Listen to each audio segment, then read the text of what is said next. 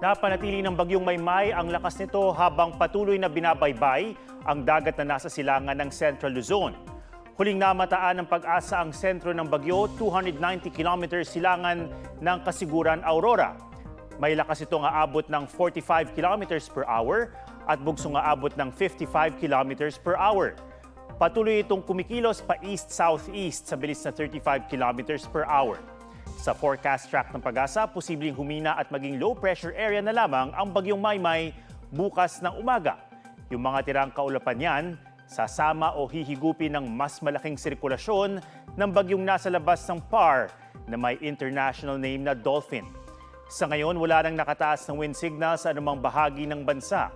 Pero asahan pa rin ang ulan dahil sa epekto ng habagat na patuloy na pinalalakas ng bagyong nasa labas ng PAR.